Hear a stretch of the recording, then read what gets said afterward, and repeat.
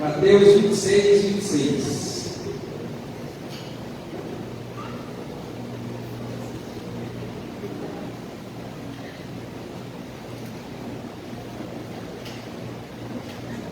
Amém?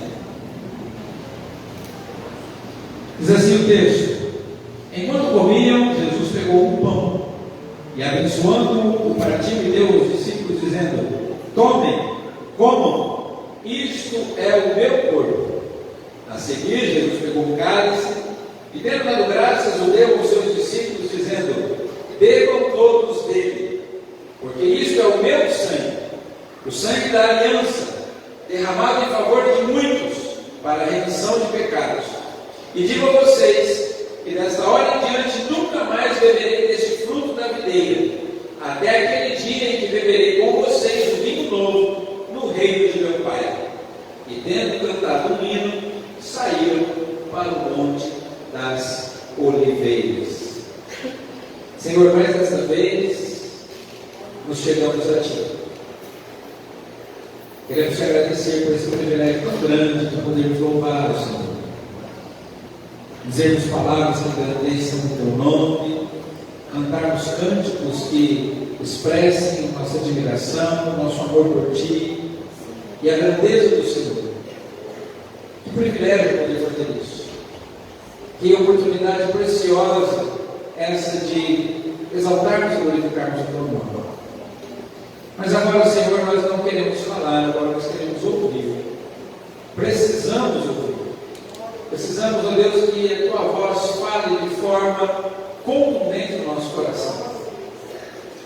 Não queremos apenas que palavras sejam ditas aos nossos ouvidos, mas queremos, ó Senhor, que o Teu Espírito fale de forma impactante ao nosso coração nessa noite. Precisamos ser tocados. Precisamos ser transformados por Ti, Senhor. Precisamos sair daqui, Senhor, convictos de que ouvimos a Tua voz, de que a Tua palavra falou conosco, de que o Senhor nos conduziu a uma mudança radical na nossa vida, e de que o Senhor vai nos capacitar a colocarmos em prática aquilo que decidimos nessa noite aqui. Suplicamos-te isso, não porque merecemos, mas por causa do mérito de Jesus. Em nome dele oramos agradecidos. Amém. Sentados.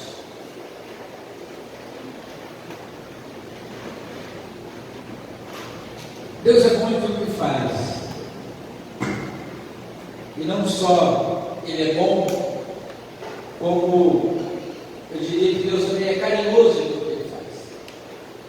Tudo aquilo que Deus cria, tudo aquilo que Deus criou, como sendo necessário e indispensável para a nossa vida, para a nossa sobrevivência, Ele também fez agradável. Por exemplo, as pessoas que bebem água. Se nós não bebermos água, nós morremos. Mas de olhar um copo d'água desse, nos dá sede. A água é linda, é refrescante, é gostoso beber água. Vou beber água. Não sei, depois da pregação você vê. E Deus é assim. Deus é carinhoso conosco. Tudo aquilo que é bom para nós, Deus fez também ser prazeroso.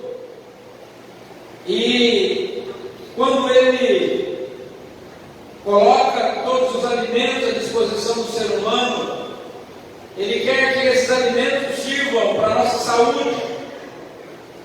Quando a gente começa a se informar a respeito de como ter uma boa saúde, você ouve alguns conselhos: boa alimentação, beber bastante água, fazer atividade física e dormir bem. Você pode procurar em várias pessoas, em vários especialistas, e você vai ouvir sempre a mesma coisa: boa alimentação, beber bastante água, fazer atividade física e uma boa noite de sono. Não é dormir bastante, é dormir bem, profundamente. É isso que traz saúde. A alimentação adequada, ela nos traz saúde. E a gente olha para a palavra de Deus e a gente vê Deus sempre preocupado com a alimentação. Lá no jardim do Éden, Deus estabelece o homem no jardim e fala para ele: olha, você pode comer tudo que tem aqui, você pode se alimentar de tudo, só não coma daquela árvore da ciência do bem e do mal, porque se você comer daquilo lá, você vai se dar mal. Então o resto você pode comer. E aí depois, quando o Senhor estabelece a aliança com Abraão, os anjos visitam Abraão e eles se alimentam, eles se sentam à mesa com Abraão, participam de uma refeição juntos. E depois, quando o povo de Israel vai sair do Egito, no momento da libertação, Deus estabelece uma cerimônia que era também o compartilhar de uma refeição junto. A família deveria se reunir em casa, sacrificar o cordeiro, passar o sangue nas portas, deveriam fazer pão sem fermento, assar aquele cordeiro no fogo e se alimentar com ervas amargas da carne do cordeiro e do pão sem fermento, de pé, com as malas prontas, mochila nas costas, cajado na mão, sandália nos pés, pronto para a viagem. E depois, quando o Senhor vai estabelecendo os sacrifícios, a oferta pelo pecado, a oferta voluntária, a oferta de gratidão, todo o tempo, uma parte do que era oferecido de sacrifício era também compartilhada entre as pessoas e eles faziam uma refeição juntos dentro do templo. A importância que Deus sempre deu à comunhão da mesa é nítida para nós a palavra de Deus. E aí depois, quando o Senhor Jesus esteve presente, ele se assentou à mesa com seus discípulos para ensinar, para evangelizar, sentou à mesa com os pecadores, com os publicanos, sentou à mesa na casa de Lázaro, Marta e Maria. Ele esteve sempre presente, compartilhando da mesa. E aqui no texto que nós vemos Jesus à mesa com seus discípulos. No último momento em que o Senhor Jesus celebra a Páscoa entre eles. Nós lemos nos Evangelhos que ele fala com seus discípulos que ele estava há muito tempo ansioso e desejoso de comer a Páscoa com seus discípulos. Ele pede para que eles entrem numa cidade, na cidade de Jerusalém, e aí eles encontram lá um senhor que está com um cântaro sobre os ombros. Eles dizem: olha, nós precisamos preparar a Páscoa para o nosso mestre. E eles então são conduzidos ao grande cenáculo, mobiliado, todo arrumado, provavelmente a casa de João Marcos, ou da mãe de João Marcos, e eles preparam tudo aquilo ali, e agora eles estão na mesa com o Senhor Jesus, porque a mesa é o símbolo da comunhão, a mesa é o símbolo do compartilhar, e a gente vai ver ao longo das Escrituras, do livro de Atos principalmente, no Novo Testamento, o povo de Deus sempre compartilhando a mesa, sempre estando juntos à mesa. E nós vamos ver aqui como Jesus desejou estar na mesa com os seus discípulos e sobre a importância que era Jesus estar com ele. Porque naquele momento em diante, Jesus seria traído, Jesus seria preso, seria torturado, seria morto e já não estaria mais com eles. Mas, embora a comunhão de estar juntos ao redor da mesa não fosse mais possível, aqueles discípulos precisavam entender que a partir daquele momento, Jesus estaria com eles, mas não mais à mesa com eles, mas estaria dentro deles. E aqueles discípulos precisariam estar cheios da presença de Jesus, para que eles pudessem viver o propósito de Jesus para eles, e para que eles pudessem alcançar o cumprimento da promessa do reino de Deus. Jesus agora fala assim: olha, é importante nós estarmos juntos aqui, porque a partir de agora eu não estarei mais com vocês, eu estarei em vocês. Jesus parte o pão, Jesus abençoa o pão, abençoa o cálice, e compartilha e diz assim: olha, agora não é mais uma questão de andarmos juntos, é uma questão de eu estar dentro de vocês internalizarem tudo aquilo que vocês viram, tudo aquilo que vocês aprenderam, tudo aquilo que vocês vocês absorveram, agora estará internalizado em vocês. E eu e você, diante desse texto, precisamos pegar esse importante ensinamento do Senhor Jesus e pensarmos um pouco sobre como nós temos lidado com as ordenanças e com as promessas de Cristo. Precisamos olhar para isso como uma ordem que foi deixada para o Senhor Jesus e que é importantíssima para nós, para que a nossa vida cotidiana seja um reflexo do nosso relacionamento com o nosso Senhor, com a fé que nós abraçamos. Nós precisamos olhar para esse texto sobre quanto importante foi para o Senhor Jesus estar à mesa com os discípulos, para que aqueles discípulos se alimentassem não mais de um simples pão, de um simples cordeiro, ou dos alimentos que foram incluídos na celebração da Páscoa. Porque quando a Páscoa foi instituída lá no Egito, era pão sem fermento, cordeiro e ervas amargas. Mas com o passar dos anos, alguns alimentos foram sendo incluídos nessa celebração. Cada um com o seu significado, cada um com o seu símbolo. E agora que, no momento em que Jesus estava com os discípulos, tinha vinho à mesa. O vinho já estava presente. O que não estava lá no Êxodo não tinha vinho. Mas não tinha só vinho. Nós vamos aprender, quando estudamos um pouco da cultura judaica, em ovos, em alguns outros alimentos, que têm algumas representações de tudo aquilo que o povo judeu viveu de história, desde a saída do Egito, o deserto, o cativeiro babilônico, a restauração, até aquele momento que eles viviam ali e o momento em que eles vivem hoje. Hoje, por exemplo, na Páscoa judaica não se mata um cordeiro, nem passa sangue nas portas. Mas eles ainda comemoram a Páscoa.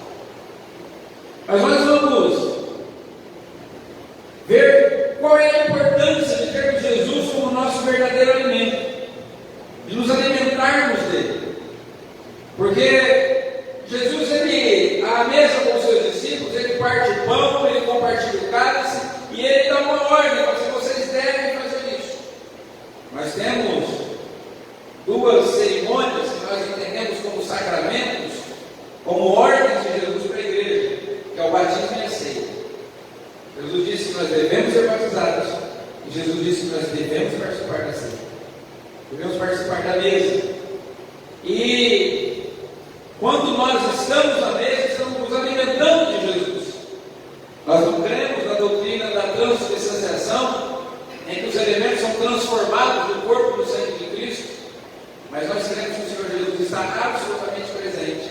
E quando nós participamos da ceia, nós nos alimentamos dele, da vida dele, para que possamos ser fortalecidos, para continuarmos caminhando com o Senhor. Porque Jesus é o nosso verdadeiro alimento. Mas nós não podemos também participar da mesa do Senhor, da ceia do Senhor, simplesmente como quem vem uma vez por mês para comer um pedaço de pão, tomar um gole de suco, um cálice de suco, e continuarmos vivendo a nossa vida da mesma forma. Continuarmos nos alimentando apenas das coisas deste mundo, das coisas carnais, das coisas seculares, das coisas cotidianas. Temos enfatizado aqui que precisamos de um despertamento para a nossa vida, da nossa fome pelas coisas de Deus, da nossa fome pelo Senhor. Estávamos pela manhã hoje aqui na escola bíblica e oramos nesse sentido, e depois minha irmã testemunhou, eu também estava orando por isso, porque eu preciso ser despertado para ter mais fome de Jesus. Porque não é uma questão, irmãos, que nós estejamos famintos de Deus e não estamos sendo alimentados. O problema é que a gente está sentindo fome. Quando a pessoa está faminta e você oferece alimento para ela, você resolve o problema. Mas muito pior do que isso é quando a pessoa não tem fome. Meu sogro, teve uma época que ele estava meio doente, e o problema é que ele não conseguia comer, ele tinha fome. Ofereceu o alimento que quer. Mas você precisa comer, eu sei, mas eu não tenho fome. Não tenho vontade. Talvez alguém tenha dizer, como é que uma pessoa não consegue não ter fome? Eu tenho fome até demais. Tem que controlar o apetite. Agora imagina você passar dias e dias sem ter vontade de comer. Passar meses a fio sem sentir a necessidade de se alimentar. mas espiritualmente às vezes estejamos vivendo isso. Um tempo em que não sentimos mais fome de Deus, não sentimos a necessidade de Deus, não sentimos sede da palavra de Deus. E se nós não temos fome, não buscamos o alimento. Se não buscamos o alimento, a gente morre. E nós precisamos nos alimentar de Jesus, que é o nosso verdadeiro alimento. E se nós não temos sentido vontade de nos alimentarmos de Jesus, alguma coisa muito grave conosco que precisa ser resolvida urgente. Tem alguma coisa nos impedindo de sentir fome por Cristo, de sentir fome por Jesus. E nós vamos tratar sobre essa questão de Jesus como nosso verdadeiro alimento nessa noite, olhando para esse texto, tirando algumas lições práticas dentro da nossa vida. A primeira lição que a gente tira é que o relacionamento com Jesus só pode acontecer se houver profunda intimidade com Ele. O verso 16 mostra que Jesus estava à mesa com seus discípulos em íntima comunhão. Jesus ele andou no meio da multidão, Jesus fez milagres no meio da multidão, curou pessoas, expulsou demônios, Jesus multiplicou o alimento, alimentou as pessoas, fez obras extraordinárias, ensinou lições absolutamente profundas. Mas houve um momento em que Jesus chamou os seus discípulos para dentro de um ambiente fechado, em que era só Ele e os 12 discípulos. O momento da mesa, o momento de nos alimentarmos de Jesus, o pão da vida, é um momento de intimidade, é um momento de relacionamento. Às vezes a gente não entende muito bem isso, porque brasileiro é muito expansivo. Você conhece uma pessoa hoje, amanhã você comenta na sua casa. Na casa do judeu você não vai. Nem na casa do europeu. Você convida o europeu para tomar café, numa cafeteria, na sua casa ele não vai, você não vai. É diferente, a cultura é diferente. Então Jesus estar com seus discípulos num cenário fechado, num momento de intimidade, era algo extremamente importante, muito profundo. E eu e você, para nos alimentarmos de Jesus, para desfrutarmos do relacionamento com Cristo, nós precisamos desenvolver essa profunda intimidade. Nós precisamos buscar cada vez mais conhecer o Senhor e ser conhecido dele. Pastor, mas é verdade que Deus conhece cada um de nós? Sabe quantos fios de cabelo tem na nossa cabeça? Todos os nossos dias estão contados desde quando nós nascemos? É verdade. Mas muitas vezes nós queremos nos esconder de Deus. Às vezes a gente olha lá para o Gênesis e Deus chegando no jardim e fala assim: não, onde é que você está? Você acha que Deus não sabia onde é que eu não estava?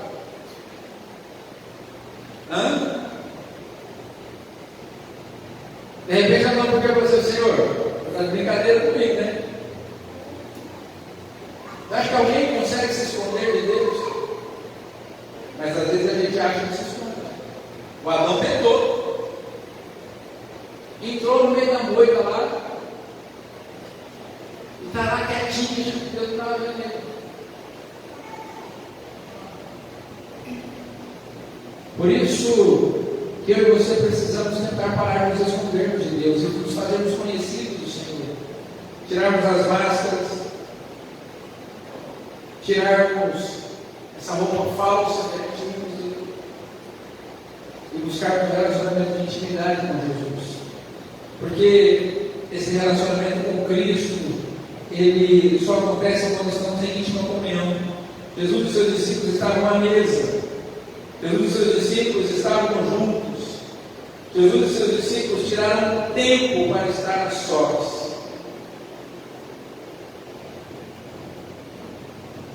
Às vezes a gente tem Jesus como aquele amigo do Facebook, ele nunca viu pessoalmente, é amigo do Facebook.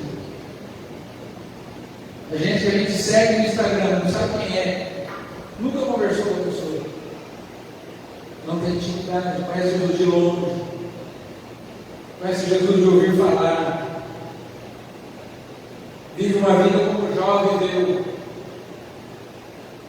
O Jó era o homem mais justo da terra, homem reto, temente a Deus, se desviava do mal, não conhecia Deus. Não conhecia. Servia a Deus, oferecia sacrifícios a Deus, fazia orações a Deus, não conhecia Deus. Ele mesmo fez isso, lá no capítulo 42, no final do livro. Depois que Deus dá uma linchada boa nele, aí fala assim: com o ouvir dos meus ouvidos eu ouvi a falar de ti, mas agora os meus olhos te veem. Agora nós temos intimidade, agora eu sei quem é o meu Redentor. Jó sabia que o Redentor vive, mas não sabia quem era o Redentor. Nunca tinha visto, nunca tinha encontrado. Nessa noite, irmãos, eu e você possamos nos encontrar com Jesus.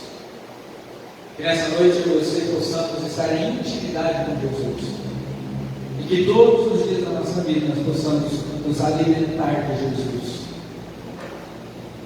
Que essa seja uma noite em que eu e você nos reunimos para estar à mesa com o Senhor e participar dele e internalizando a vida dele na nossa vida. Amém? Segunda lição que esse texto nos mostra é que a obra realizada por Cristo consiste em internalizar a sua vida naqueles pelos quais ele se entregou, naqueles que vivem em aliança com ele, naqueles que, agradecidos pela graça que receberam e por sua justiça, da qual participam, e pela condenação da qual escaparam.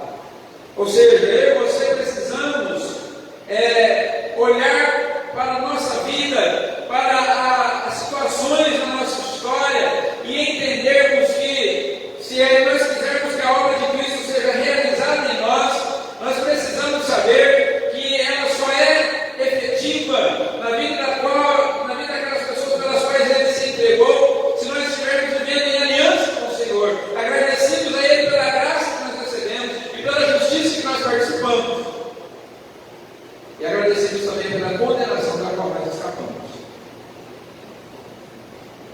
Jesus, ele, no verso 26 ainda, ele está à mesa com seus discípulos, ele pega um pão talvez diferente dos outros, talvez houvesse outros pães ali, mas dentre os pães, Jesus pega um pão. E Jesus, ele fala assim: olha, tomem, comam desse pão, que esse pão é o meu corpo, que é partido por vocês. Outros textos dizem que Jesus fala para os discípulos: façam isso em memória de mim. Lembrem que o meu corpo foi partido no lugar de vocês. Depois do verso 27, ele escolhe também um cálice, e aquele cálice é compartilhado entre todos os presentes. E no verso 28, Jesus continua falando a respeito do cálice. Ele fala assim: bebam todos desse cálice. Esse cálice é o símbolo, é a nova aliança do meu sangue, o sangue derramado em favor de muitos, não em favor de todos, mas de muitos. Façam isso e lembrem daquilo que eu fiz por vocês, porque o cálice, ele tinha significados importantes, significava o sacrifício, o sangue que verteria daquele corpo que foi partido, significava um compromisso, um pacto com os beneficiários do sacrifício, significava a substituição, a graça estendida e dedicada àqueles que estavam condenados, e significava a remissão, o cancelamento de toda a culpa. Portanto, nós precisamos nos alimentar de Cristo, nós precisamos nos lembrar que esse pão, o corpo imaculado de Jesus sem pecado, foi partido por nossa causa. Nós precisamos nos lembrar que quando estamos com o cálice nas mãos, que o sangue de Cristo, sangue puro, o sangue imaculado, sem culpa, foi vertido, foi derramado, jorrou no corpo do Senhor por nossa causa. E esse sacrifício feito na cruz, ele foi feito porque eu e você não podíamos resolver o nosso problema, não podíamos sair da condenação em que nós estávamos. O mundo estava absolutamente perdido, totalmente perdido. E por causa desse sacrifício, por causa desse corpo partido, por causa desse sangue vertido, uma certidão de alforria foi assinada por nós. Hoje, quando você faz um compromisso, você vai ao cartório, assina o documento, e a gente usa o termo reconhecer firma. O cartorário, ele pega lá o cartão que você fez no cartório, que você assinou, que realmente você assinou aquele documento. E você se obriga a cumprir as cláusulas daquele contrato ou a arcar com as consequências da quebra do contrato por causa daquela assinatura.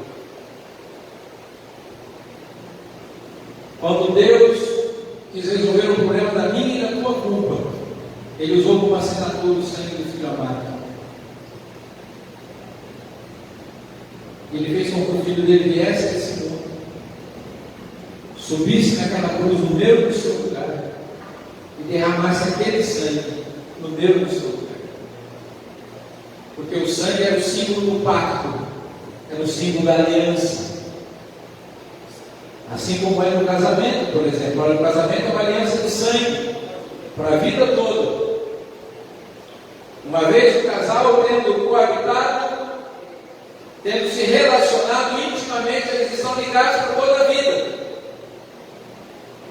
Inclusive a palavra de Deus diz que o homem que se deita com a prostituta se torna uma só carne com ela.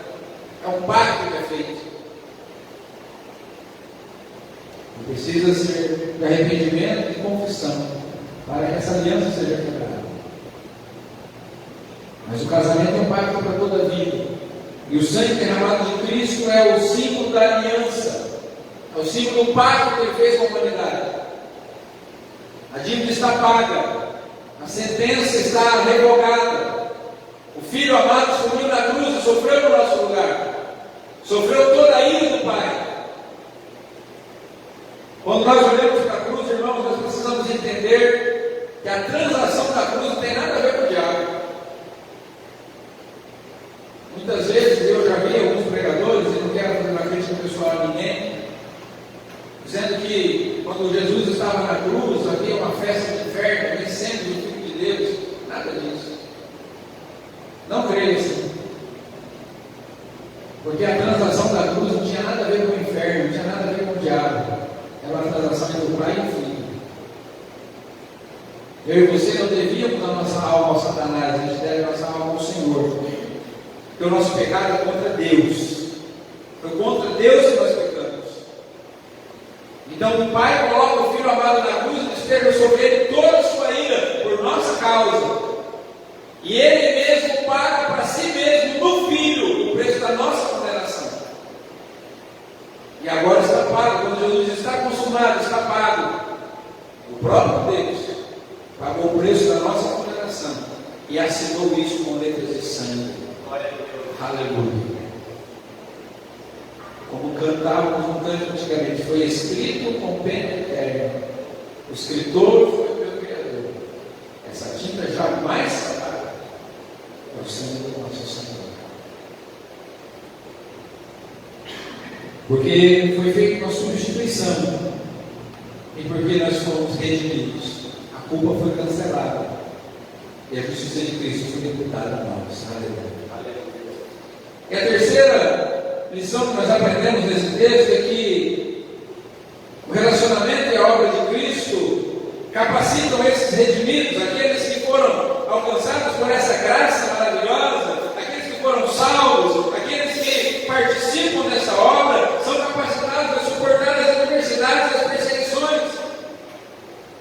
A terceira lição aqui é que eu e você, nesse mundo que é inóspito, que é um mundo de tentações, de privações, de provações e limitações, nós podemos caminhar de maneira vitoriosa por esse mundo, porque nós temos a esperança da promessa que nos foi feita.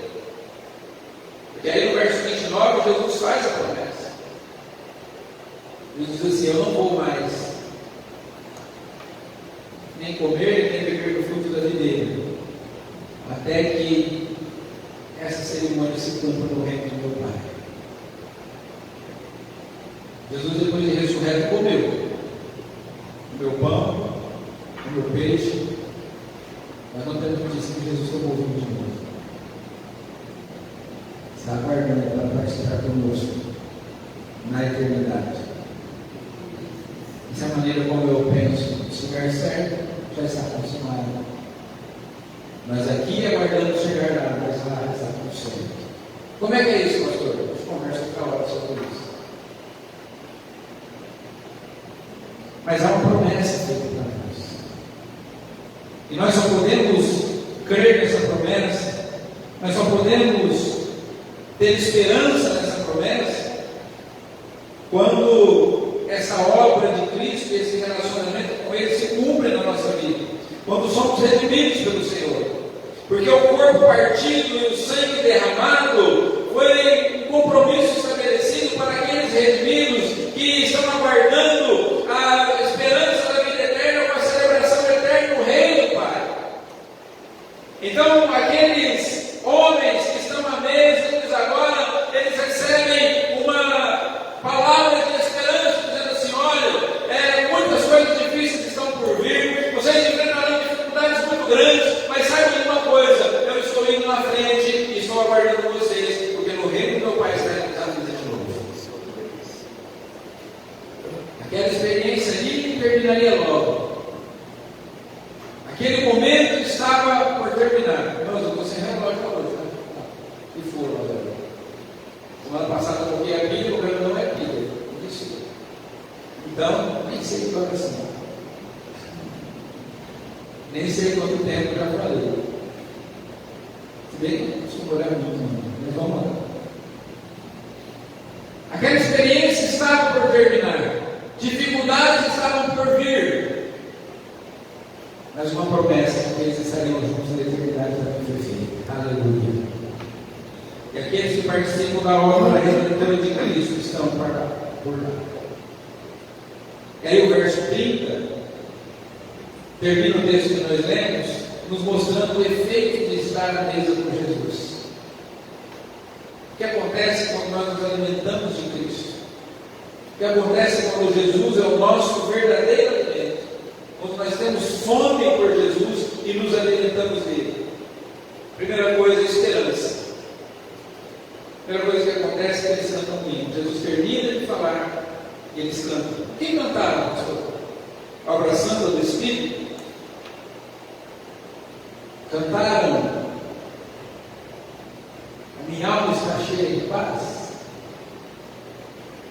Cantaram: quebrantado. O que eles cantaram? De acordo com a tradição, eles cantaram no Halel, texto do Salmo 113 ao 118. Era o canto que era cantado na cerimônia de Páscoa. Por último, cantavam o grande Halel, Salmo 136. E só canta quem tem esperança. Esses textos, se você pegar depois e você ler em casa, você vai ver que são textos de esperança. São músicas que falam da redenção, do amor de Deus, da grandeza de Deus, da graça de Deus. Quem participa da obra redentora de Cristo, quem tem fome de Deus, quem se alimenta de Cristo, tem esperança. As coisas são difíceis, mas nós temos esperança. A nossa esperança não falha. O apóstolo Pedro escreveu que nós fomos resgatados para uma esperança viva. Esperança não é uma ansiedade. Muitas vezes confundimos esperança com a ansiedade que é fruto da antecipação arbitrária do sim.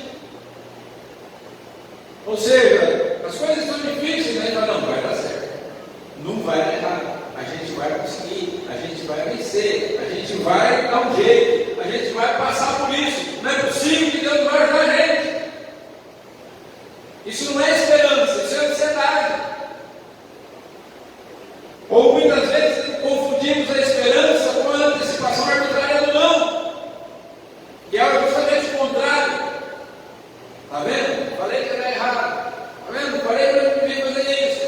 Por que a gente foi se meter nisso? Olha aí a situação, não vai dar certo. Agora a gente vai sucumbir, agora está tudo perdido. Esperança não é nem uma coisa nem outra. Esperança é saber que é o seguinte: o nosso Senhor nos aguarda na eternidade, a conquista.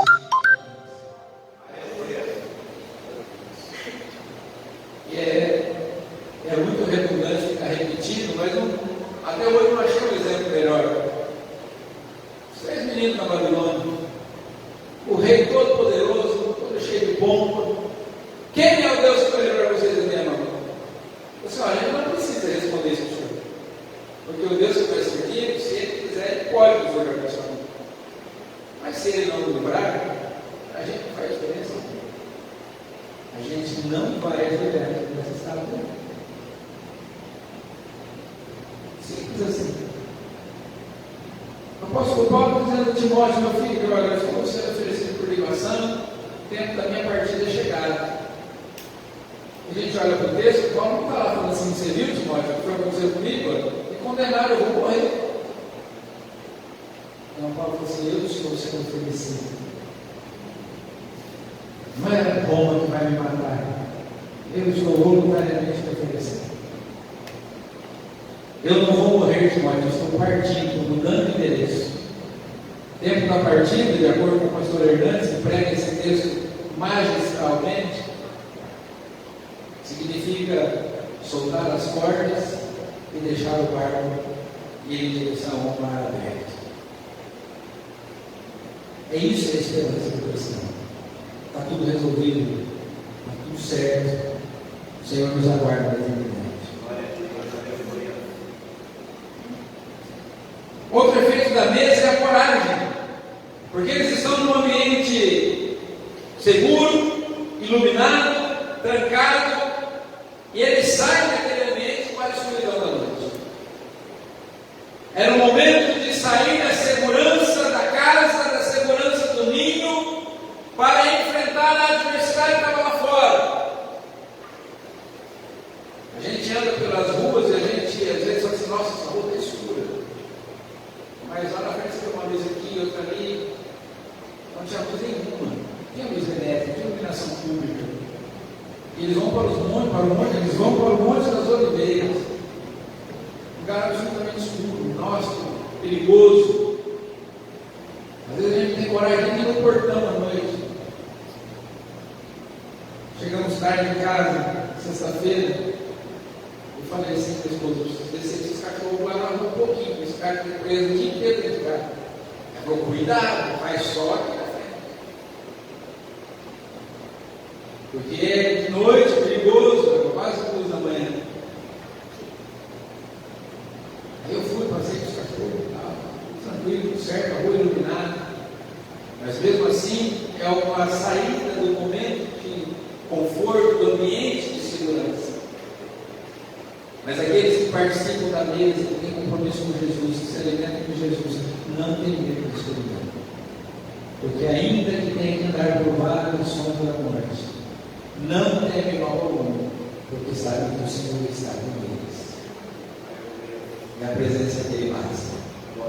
E eles saem daquele ambiente seguro e partem para uma escuridão.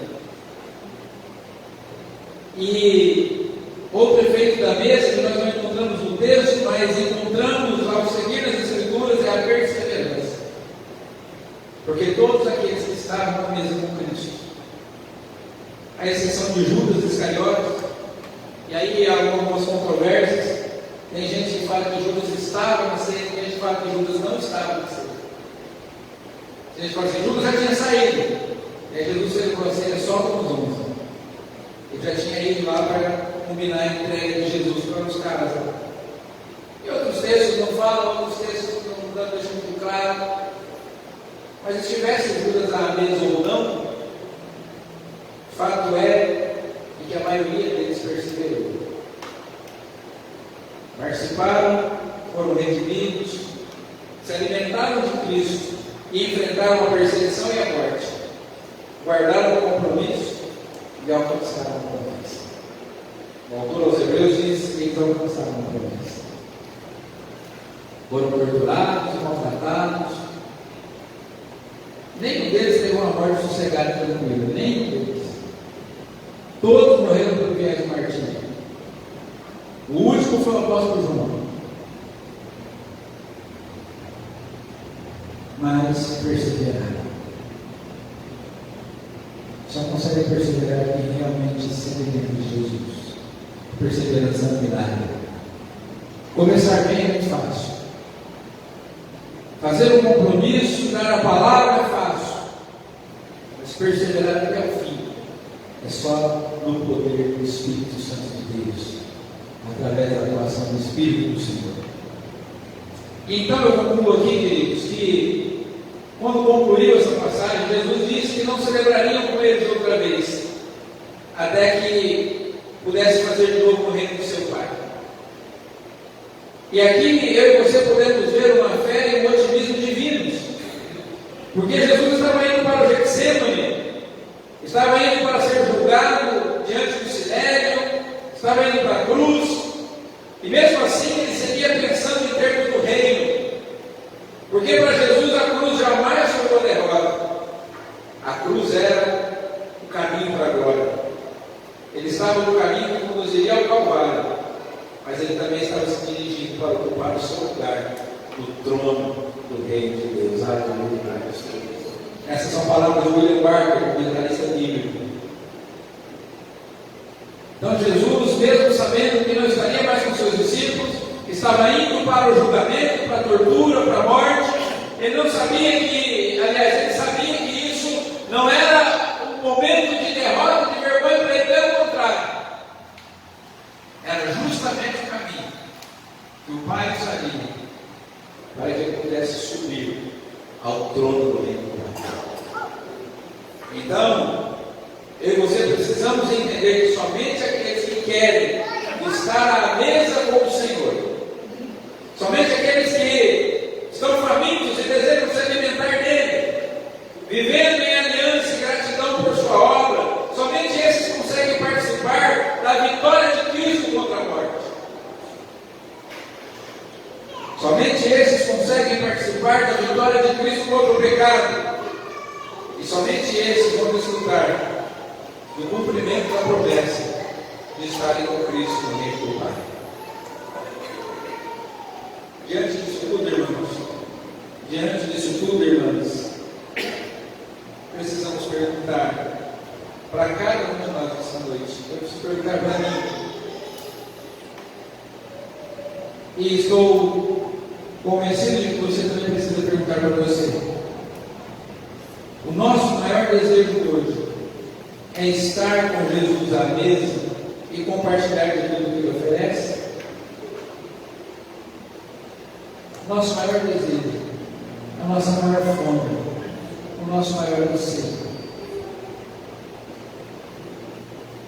Quando eu digo estar na mesa com Jesus, não é simplesmente participar da ceia, que é importante, mas é estar na presença do Senhor todo dia, todo instante, a cada momento.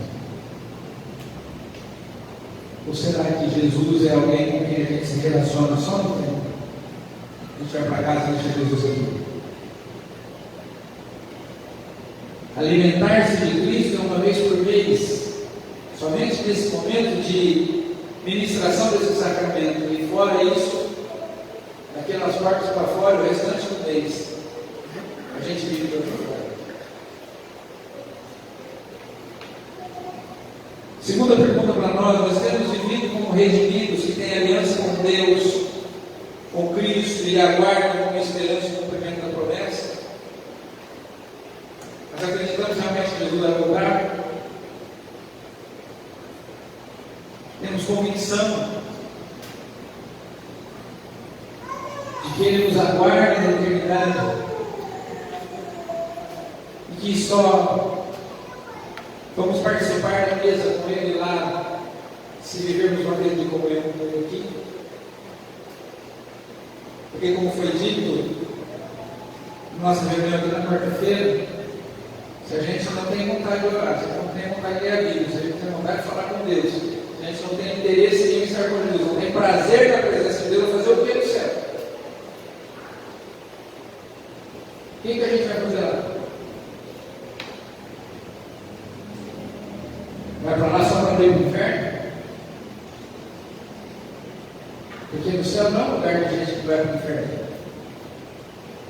O céu é um lugar de gente que ama Jesus, que entregou a vida a Jesus, que quer estar com Jesus, que ama Jesus, que quer viver perto de Jesus.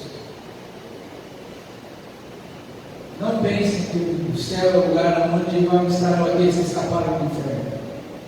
Não. Não ir para o inferno é uma simples consequência. Porque Deus não está no inferno. Então não tem como estar perto de Deus e do inferno ao mesmo tempo. O inferno é uma realidade. Então, não ir para o inferno é apenas uma consequência de estar perto de Jesus. E não pense que lá no céu vai ter jeito de deixar Jesus no canto sem outro. Não. Porque no céu o Senhor Jesus é a própria luz que ilumina tudo. O sol não existe lá. Sabe, o sol que nós temos aqui, ele não tem necessidade alguma lá. Não precisa do sol, porque o próprio Deus iluminará todos nós. Estaremos para sempre na presença de Jesus. É só estar lá. Quem será que só desfrutará do cumprimento dessa promessa aqueles que abraçarem essa aliança hoje. Por isso eu quero orar por mim, quero orar por você, para que possamos juntos estar para todo sempre com o Senhor. Amém? E a gente vai fazer uma coisa diferente hoje aqui. Quero chamar os presbíteros aqui à frente. Vamos tirar esse púlpito daqui. Eu quero convidar você que quer ter mais fome de Jesus para você fazer uma fila aqui no meio. Os presbíteros vão pôr as mãos e vão orar por você. Eles vão orar por eles e vão orar por você também. Para que você tenha mais fome de Jesus. Pode sair do seu lugar rapidamente. Bem rápido. Você quer ter mais fome de Jesus. Forma uma fila no meio. Os presbíteros vão orar por você. Irmão Jair quer ajudar também, irmão Joaquim também. Aleluia. Bendito, exaltado, agradecido seja o nome do Senhor. Fique em oração. Faça essa oração de forma séria nessa noite. Diga, Senhor, eu quero ter mais fome de Ti. Eu quero mais da Tua presença. Eu quero estar em aliança com o Senhor. Eu quero me alimentar de Ti. Eu quero estar cheio da Tua graça. Aleluia. Joaquim, vem aqui ajudar a orar, por favor. Também é um dos nossos presbíteros. Glória a Jesus. Pode chegar.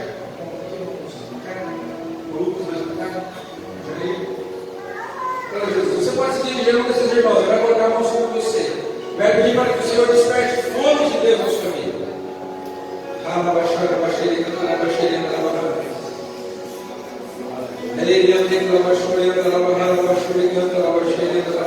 Tu és o bom da vida, Senhor.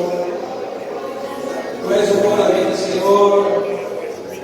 Pai Santo, o Senhor enviou o Teu Filho Jesus Cristo para morrer no nosso lugar, para que pudéssemos ter vida e vida em abundância. Senhor, desperta essa fome em nós. Desperta, Senhor, esse desejo de estar na Tua presença. Dá-nos sede, Senhor, pela Tua palavra. Ó Deus, ministra sobre nós, Senhor, nessa noite. Pai amado, em nome de Jesus, em nome de Jesus, em nome de Jesus, através de todas as nossas mãos, Senhor, sabemos, ó Deus, que nas nossas mãos não há poder, mas elas são instrumentos do Senhor para ministrar cura, para ministrar a Tua unção, para ministrar o Teu poder. Ó Deus, em nome de Jesus, as pessoas que estão recebendo oração,